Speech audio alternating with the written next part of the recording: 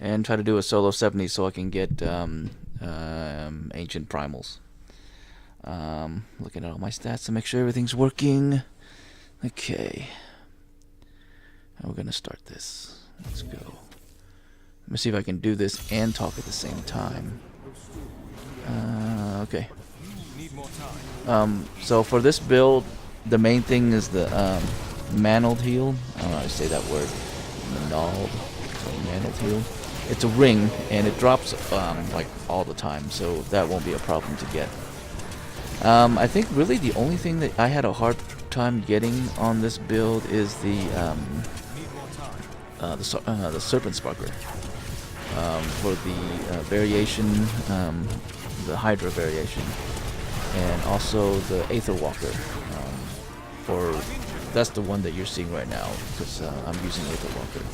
Otherwise, everything else is pretty easy to find. Just finding ancient versions of it, so your stats are higher, can be difficult. Alright, the next thing up is, like right now, what you're watching me do is I'm teleporting around into giant mobs because that stuns them, and then the stun procs some other stuff like paralysis and things like that, which will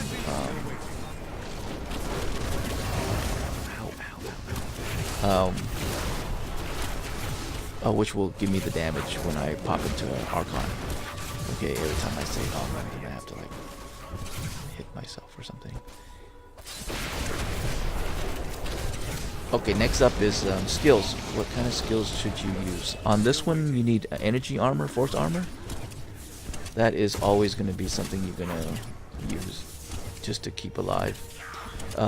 If you're in a greater rift with a bunch of people who are your weak bags, then you can probably take that out for a storm armor or with the scramble rune for movement speed. Otherwise, just stay with the energy armor and force armor. Dang it. Alright, next up is teleport with the calamity rune. That's for stun. As soon as you land, it stuns whatever it is around you. And then if you can also use black hole with spell steal, so it reduces the damage taken and increases the damage you give. So those two are really good. And when I first looked at this build, they were both like Archon spells. So I was wondering how I was going to get my fourth element to proc Rasha. But as it turns out, anytime that I do a lightning damage, it makes that element come up. So that's not really needed. That wasn't really told in any of these notes or anything. So I guess I just had to learn it just by doing it. Next up is you're going to want Magic Missile with Glacial Spike for crowd control, but it's really just to like proc the cold spell, so that you slow them down, and it is a control impairing effect. And then of course the major thing here is you gotta have Archon with the Combustion Rune to do all the finishers. I'm having a lot of trouble with this one because I can't get close enough, and somehow they shield or something. Let me see if I can. And I'm having to wait for cooldown on Archon too. So it's a keep away game. Keep away, keep away. There we go. Burn. Oh, why'd you stop burning? Oh no. Run. Okay, last one. Oh, and then it stops. Because when he's not stunned or frozen, my DPS will go down. So I gotta do it again. Crap. Let me see if I can get that. Stun. Come on. Oh, stun. More stun. Oh, give me Archon. Archon! Woohoo! Okay, gotta get back. Yes! Alright. Now, back to the next thing. What else should I talk about? Oh, your passive skills. You will need paralysis because that is right there. Very important. You don't have paralysis as your passive. Might as well just go home because you need that to proc the handle heals. And all heals. Because that's just in the stats what it tells you it will do. The next thing is Unstable Anomaly. That was like your one-up cheat death thing. So that if you mess up, it'll save you. But it has a cooldown of 60 seconds, so don't mess up too much.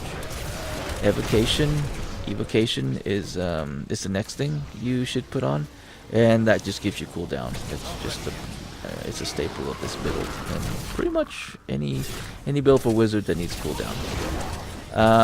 Then Power Hungry increases your damage when you're doing it from mid range to far range. And it really goes good with the Starfire that's either in your cube or you're wearing as a weapon. And the Z Stone of Vengeance. So those three things work really well together. There's another one that's the opposite of it, for another build where you're melee, but definitely put this on. So the two things you really need for this build to actually do some damage is Paralysis and Power Hungry. The other two keeps you alive, because cooldown will give you faster time on your Archon, and Unstable Anomaly will help you cheat death. It also actually helps you with DPS too, but I'll have to read carefully with it. Jeez, this level is so long without finding a elite knowledge.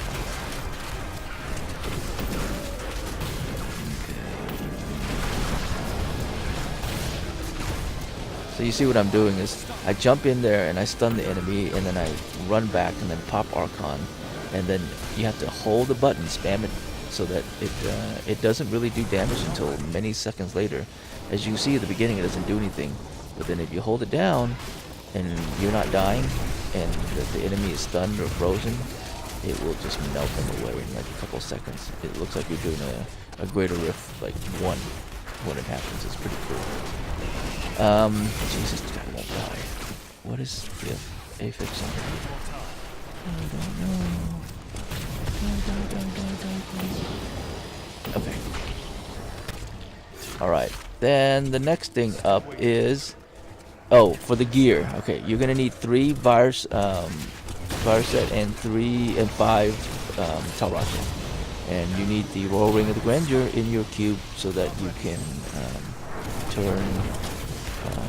have the 4 set bonus and the 5 and the 6 set bonus for Tal Rasha, and those are easy to find, so you're gonna get them relatively easy. If you don't have one piece of one and one piece of another, then just mix and match. But the one thing you do have to have is the Tal Rasha amulet, because you cannot get that anywhere else, so that has to be there. Otherwise, you can get everything else. And I also recommend you get Tal Rasha chest, because it can roll attack speed, and you need attack speed for this build.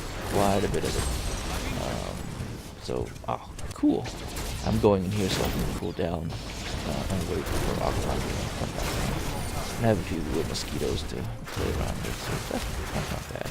In the other room, yeah, that's nice. Okay, so while I'm here, I can talk about some other stuff. For rings, you need Unity if you die a lot in the Solar Greater Rift. Or you can use the Obsidian also, because that will help you cool down so you can pop Archon. When you are in a big group, 4 people or doing regular stuff, then you need to just do Convention of Elements for group play, because that gives you a lot of damage.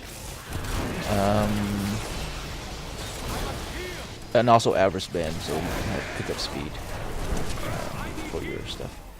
On your bracers, I think you're gonna need you need lightning percentage here. So crit chance of 6 as a staple, and lightning to 20 if you can, so that it can proc paralysis, which triggers normal heals.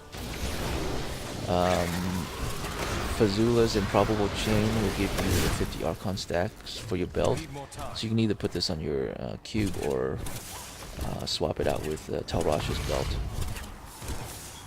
Because usually when you turn into Archon, you're about to die anyway, so that will really just help you stay alive when you start off Archon. The Swami should be equipped if you have a good one, because I think you can like get back some Arcane with crit. I think it's the only one that will roll that, because I don't think the Rasha helm rolls that. But whatever is the best. You can't put Rasha in the cube, so that if you wear the Swami, you're gonna have to put the belt into the cube and wear Rasha's belt. And then for the weapon, ideally you want Starfire in the cube, so that you can use either the Serpent Sparker for your Hydra build, or Aether Walker, or even Ingium for cooldown. But since I got a Ancient Starfire, I'm going to use that. I mean, its percentage is not as good, so if I happen to find like an Ancient one of the other ones, I would definitely swap that out first. And then that's pretty much for all your weapons and gear. Just pants and everything else is the same. Okay, on cooldown. I hate these little guys because I can't tell where he is compared to all of his little buddies that look just like him. Then for your paragons, you want to put the first point. The main thing you want on your paragon is cooldown, and then life on hit. That helps, because you're not going to do a lot of attack speed, so that'll give some of your life back. You don't need area damage, because according to the internet, my knowledge here says use it for some reason. And life regen you don't need, but everything else, is to normal. If you have problems with mobility, get your speed up to 25%, look at your stats, and as soon as it hits 25, you can stop dumping points into movement speed, and dump the rest of it into intelligence, because there's really no need for vitality. Archon will keep you alive, otherwise you're going to be dead. It's a bad win for dead. Okay, woohoo! With Guardians here. But the playstyle for this is pretty easy. You just teleport everywhere to stun them, and then you hang back and then pop Archon and just melt them down. And then when you run out of Archon, do the same thing. Run around, teleport. When you see a big mob, put Black Hole in there. Make sure your Force Armor and Force Shield are on, but that's a 10-minute cooldown. So halfway through the Greater Rift, you should look to make sure that's on. And then just get your Rasha stat all the way up to 4. So you can, your elemental exposure all the way up to 4, so you can get some DPS. Oh, this guy's gonna die. Oh, cool. I have more stuff to stun, which is good.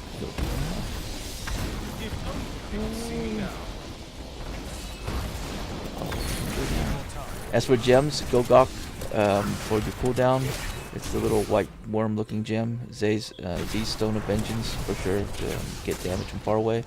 And Bane of the Stricken is the one that I'm using right now, and you can see it when I just press and hold down the my attack, and it melts down the enemy. But if you're in a group or something, then maybe Bane of the Trap. I mean, sorry. When you're in solo and you're dying, maybe Bane of the Trap will help you, because when it's stunned or frozen, it'll work out. Yoo-hoo! Okay, so I got that done. And then your follower, just normal follower stuff. I use a Templar because, and I use heal, intimidation, charge, and inspire on his skills. And then Enchantress is good for crowd control, but I don't need that right now, so I'm not going to use it. And for her, use Forceful Push, Missile Ward, Disorient, and Mass Control.